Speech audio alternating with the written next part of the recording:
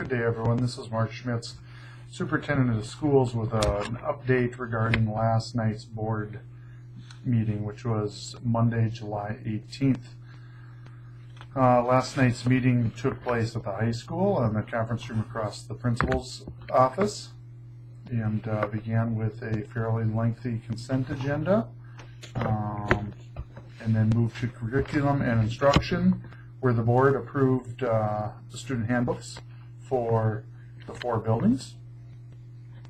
Next agenda item was the approval of a fee schedule, or the fee schedules.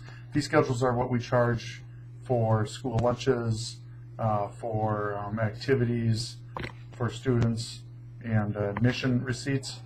And those are approved with the same rates as they were last year. Actually, I believe they're the same rates for the last 2 years, with the most recent adjustment being food service.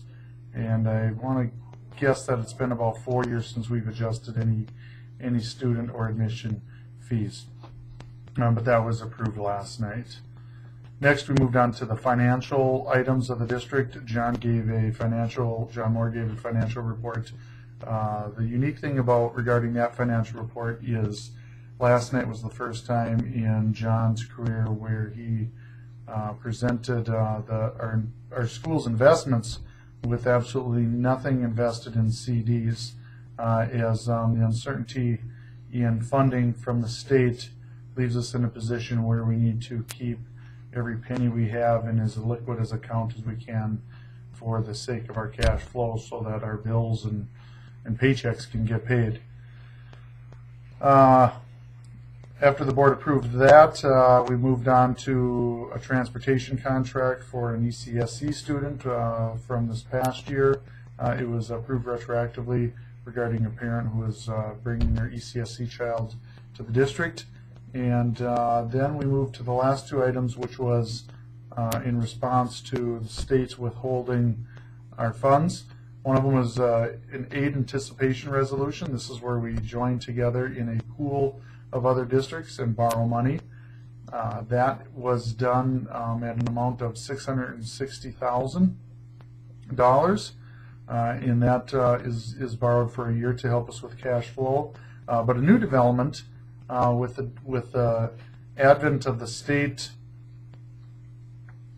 withholding more money is the board approving a line of credit not to exceed $1.5 million or 5%. So what I'll try and do is briefly give you an example of what the state's been doing with not only our district but other districts in the state. A couple years ago, to balance the budget, or a number of years ago to balance the budget, the state, between Governor Pawlenty and the legislature, decided to only pay us 70% of what we are due from the state to educate children. So they said, you know what, we've only got 70% of the dollars. We'll pay you 70% this year, but next year we'll pay you the next 30%. Well, they were doing that a number of years, but then about a year ago, maybe 2 years ago, they came to the position where the state didn't have the money for the 70%. So they told schools like ours that we had some money in the bank as a reserve. They said, well, you know, you've got some money in a reserve, so we're not going to pay you the 70%. You use the money that's in your reserves, and we won't even pay you the 70%, and we'll pay you when we get that money. And for example, last year, that amount on top of the 30% they withheld was $800 and some thousand in the fall, and then spring came around and they withheld another $500,000. So on top of that, now it appears that the governor and state legislature are going to agree to withhold another 10% for our district. And that 10% for us equals $1 million. And $1 million means that, you know, that's money we're going to have to go out and borrow and then pay interest on. Now the state, from what I understand with the agreement, is giving us a $50 increase per pupil unit, with the intent that that is to cover our interest payments. So basically, what the state is doing is saying, we're not going to pay your money, but what we normally would have paid you is a tiny amount, and that tiny amount we're paying you is so that you can go out and borrow money and use this to pay the interest. It is, needless to say, it's quite the situation we are in the state, and it's really balancing the state budget on the backs of school districts, and it's really only a delay because eventually they're going to have to pay the 60% and the 40% down the road. And they've already tapped into district reserves, so that money isn't there anymore either.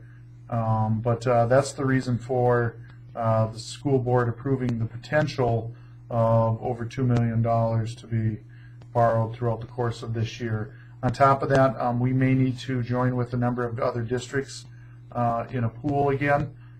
Typically, that pool is offered in January, where we may need to be going out and borrow more money. But that concludes the financial items. Moving on to personnel. The board approved all the extracurricular coaches for the fall, so we would like to welcome any new coaches we have for the fall, and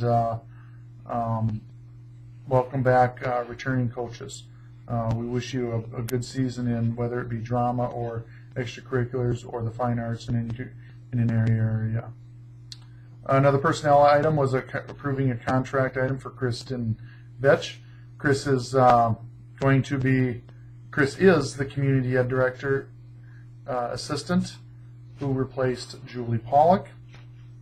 Next was a fairly lengthy item for business manager or an assistant business manager. We've been having a number of conversations here in the district office on how do we go about replacing our business office in a way that doesn't leave us floundering, wondering how we operate things, and that we have virtually everyone in the business office is going to be eligible for retirement within a 2-year period, and that leaves a vast amount of experience and expertise that needs to be delivered. And namely, probably the most critical position is the business manager, Bob Hammond. So to help ease that transition, we're at least going to be posting for an assistant business manager as a replacement for our accounts receivable position. And this business manager assistant business manager is going to have 3 roles. One of them is to do the accounts receivable that Marilyn has been doing, and Marilyn is going to be finished in August. The next thing is to look for efficiencies and develop efficiencies, mainly using technology within our business office as well as the building offices. And there are technologies that are out there that can create some efficiencies, but we just need to allow some time to step back and develop these processes. And thirdly, to mentor under Bob Hammond and learn school finance for the short period of time that Bob is going to be remaining in the school district. And then the potential is that then this person would have potentially be the person that could move into the business manager position. We also have a local entity or an area entity that has expressed a desire to contract on a part-time business office or business manager for them to be doing their books. So that may be a way for us to move from a 60% business manager to a 100% business manager without increasing any cost to the district. So that's what we're looking at doing in the business office. Time will tell as far as what type of qualified people we receive for applicants. Final personnel item is the resignation of Tracy Riggs. We congratulate Tracy on accepting a position in the school district of Waubun, which is near Detroit Lakes, where Tracy lives. Tracy had been driving from Detroit Lakes to Staples and was going to be transferred to Motley next year. And so we congratulate Tracy for her job closer to home, as well as like to thank her for her many years of service. I believe she was here for 5 years. Final other item was approval of a trail easement that the school did. The city of Staples is working on grants to develop a bike trail, walking trail through the Egg Center, which is a farm that the school district owns, all the way through that Egg Center to Living Legacy Gardens. And we've been working with the city as well as the college on making that a reality. So that was approved last night. Finally, the board adjourned the regular meeting and went into a closed session to discuss contract negotiations for employees. With that, have a wonderful summer, everyone, and look forward to seeing everyone in the fall. Take care. Bye.